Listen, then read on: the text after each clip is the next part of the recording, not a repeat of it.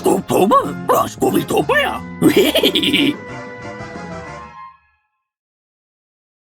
Hey, it's the month of Scooby-Doo, and like most Halloweens on the channel, that means we need a couple of the scariest Scooby-Doo villains that gave you nightmares to haunt our dreams. Especially because that last video somehow pissed enough people off that the channel was massively bleeding subscribers for some reason. So now we either go into hiding or do damage control. This is our best bet. Today's contender was originally going to join the lineup last year, but I decided we'd let him show up when he was ready. And that's today. We're looking this time at the second ever episode of the franchise, going all the way back to September 20th, 1969, for Scooby-Doo Where Are You? Season 1, Episode 2, A Clue for Scooby-Doo. I double-checked. Patreon and all other citizens of Scoobytopia wanted to see this one for the 2025 Halloween season, as well as the next video. So we're keeping true to what really did give you nightmares this holiday season. Our ghost with the most today is that of Captain Cutler. He remains so iconic as one of the scariest villains that Jada's amazing adult collector figure line has just announced him as part of Wave 3 alongside Daphne and Charlie the Robot. He's gone on to feature in countless comics and books, came to life from the museum in Monsters Unleashed, featured in multiple Scooby-Doo and Guess Who episodes in various ways. Mystery Incorporated featured him in the Town Museum, and Trick or Treat Scooby-Doo saw his costume be utilized at the end as worn by Velma. The film Legend of the Vampire also reused the scuba outfits from this episode as a classic homage. One of the biggest signs of this episode being a favorite is that it was personally selected by fans to be included on 1999's Scooby-Doo's Greatest Mysteries VHS. And of course, Scooby-Doo's Original Mysteries included it a year later, not to mention the many other compilation DVDs that have it, even making it on the 50th anniversary 50 episode collection set. It's one of the most known and talked about, so let's go ahead and dive in.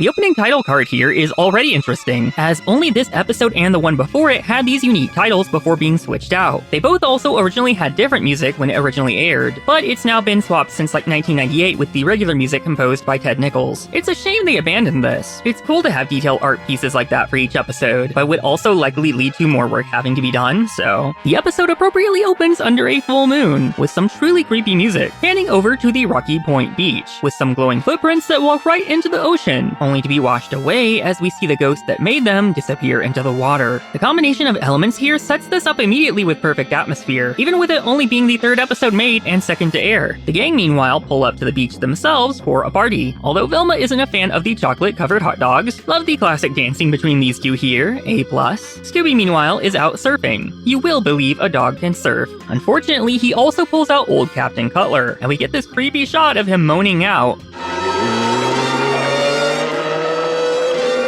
Scooby tries to tell the others, who look out and get a fright for themselves. Everyone running off, including Shaggy inside an umbrella. Come out of that umbrella! No.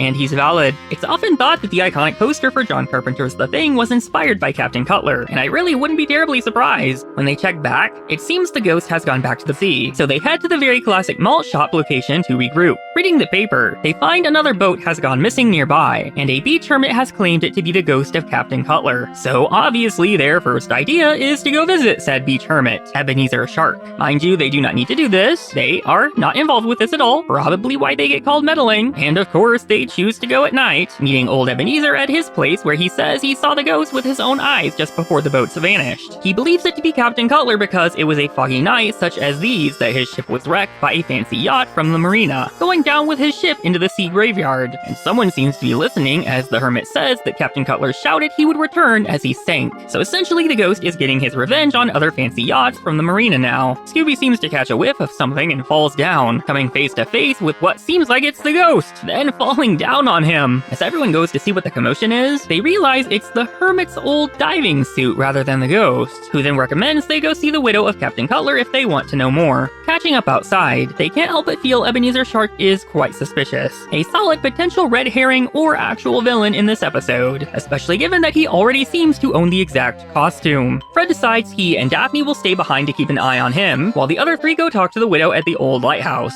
Speaking of, it's quite a haunting location. Another beautiful and simple piece of art here that evokes so much. Shaggy sends Velma in first like a true coward, of course. Like this place is furnished in early Halloween. Halloween mentioned. Logical Velma immediately jumps to the assumption that the widow practices witchcraft, which I guess is fair. What zoinky labels? Absolutely love that phrase. To be fair, they do say ear of a newt in canned hyena laughs. It seems Velma was right after all. This gigantic book that just says witchcraft made easy, which is kinda crazy. Very interesting. Shaggy finds a terrifying hand on his shoulder, which turns out to be the widow with a jump scare. She interestingly had a pretty big change from the original storyboard to the final episode. As you can see here, not much necessarily changed in what actually happens. It's mainly her appearance that really is different, as she looks more like what you would consider a stereotypical witch originally, while the final episode sees her look like a much more normal woman. I do wonder why they made that change. I think it would have made it a little bit more memorable and even more of a jump scare, but maybe that's why. And if she sounds familiar, it might be because you know her as Wilma Flintstone, or maybe Rosie the Robot. Gotta love Jean Vanderpyle. I was just tending the light and didn't hear you knock. Velma explains their situation, believing they saw her late husband's ghost, and the widow confirms it, saying it was her own witchcraft that brought her husband's spirit back. Though she does at least say she would have left him under the sea if she'd known he was going to start enacting his revenge. Scooby tries a little bit of a taste from her cauldron, which seems pretty tasty until he realizes it's her laundry, which, I mean, you already liked how it tasted. You're a dog. What's it matter? Velma nervously says goodbye, and the widow sends us off with a witchy laugh. And I think the trio took it all pretty bad by the looks of their faces here. They believe the ghost might have found them as they see something glowing out on the beach, so they follow it over to the drain pipe. Scoop tries to be too fat to go in, but ultimately he can't resist the beautiful taste of a Scooby snack. He pulls whatever it is out, which appears to be some glowing seaweed that was being dragged out by a now very angry mouse. The seaweed glowing like the ghost is an important clue. Velma reads from her biology book, which for some reason has the title on the back cover, unless of course it's a Japanese book that's in English for some reason. According to the book, it's a special type of glowing seaweed only found in the graveyard of ships, where the captain apparently went down. Fry points out that old Ebenezer also headed out to the marina an hour ago himself, which means it's time we get on a boat. We'll be right back. Hey, like where's Scooby-Doo? Fans from across the country handpicked the 4 most popular Scooby episodes that make up the all-new video Scooby-Doo's Greatest Mysteries. Now Scooby and friends dive into a real mystery in A Clue for Scooby-Doo. Very interesting. You get all 4 of these never-before-released episodes on one great video. I'll pay! Remember, Scooby-Doo's Greatest Mysteries is now on video. Own it on video today. Like, wow! The gang head out in their scuba gear, arriving at the graveyard of ships, which is kind of scarier than one would probably even expect it to look. I love how Daphne's hair looks in the suit. They spot one of the marina yachts, the motor seemingly not running and nobody aboard it. Then, like, what's making it go? Ghost power. I was afraid you'd say that. They follow the yacht into a cove with no way out, yet it vanishes into thin air, so they have to turn around, back to the graveyard. Everyone but Scooby jumps into the water, Shaggy ending up in a mess when trying to force him down. As they explore the sea together, they decide to split up, which I feel is probably not the thing to be doing in a dangerous situation like this. On their end, the trio spot a skeleton in a diving suit, wondering if it's Captain Cutler. And I know that you're probably going to decompose a lot faster in the sea and all that, but this ship and body have clearly been out here for a long-ass time, and Captain Cutler has been gone seemingly fairly recent. I don't think that's him, guys. They had to double check, confirming the guy has probably been down here for 100 years, and the actual ghost locks them in, and that's why you don't split up in the sea. Scooby spots the ghost running from the scene of the crime, and stuffs some of the oxygen in his suit to blow it up, then popped by Shaggy and knocking the ghost over. His suit gets caught on a steering wheel that flicks him over into another ship though, where he just so happens to find another clue. That's like Dewey's found. The episode title really isn't wrong. There are a lot of clues for Scooby-Doo. The ghost isn't too happy though, chasing them by foot around the sea, so Shaggy tries to shoot a cannonball at him. Like no fire. I forgot matches don't light underwater. With him on their tail, they try to play it cool, but the ghost is a little too clever down here in his home territory, so they bust down a door that just so happens to be the one the trio were locked behind. Scooby excitedly tells them about the clue he found, leading them back to show a ton of scuba tanks ready to use. The ghost has left a lot of glowing footprints behind to follow, which mysteriously vanish into the wall, which Fred believes to be the same place that the yacht vanished earlier. Shaggy sits on a nearby rock to rest, falling down further and activating a secret passage. Shaggy, you're a genius! I am? Sure. Dig the bleached hair he suddenly gets for a minute here. They go inside the entrance, coming up to find themselves in an underground cavern, and all of the missing yachts they've heard about are quietly resting here, including the one they just saw earlier, with many of them being painted over to disguise them. The latest one is still tied to a mini submarine, explaining how it was being moved around while seemingly abandoned. And with that seems to completely solve this mystery pretty definitively. Everyone prepares for their big trap, Fred having put a bar of soap in a spray container attached to a fire hose, which should shoot the ghost with instant suds when they see it, hopefully coming right out on the ramp so that they can shoot it into the net specifically. They start making as much noise as possible, bringing the ghost out exactly as planned. So they start the water, but we're not anticipating losing control and Shaggy being flung everywhere, Scooby getting all soapy instead. He falls into a boat that loses control, then rams the dock and lands right on the ghost, capturing him. I'm also not quite sure how everybody got from over there on the boat to way over here so quickly, and also had time to take off their helmets and shoes and everything, but whatever. Fred does us the honor of removing the helmet to unmask the ghost of Captain Cutler, expecting Ebenezer Shark, but for once they were wrong, instead being someone we haven't even seen before to their shock.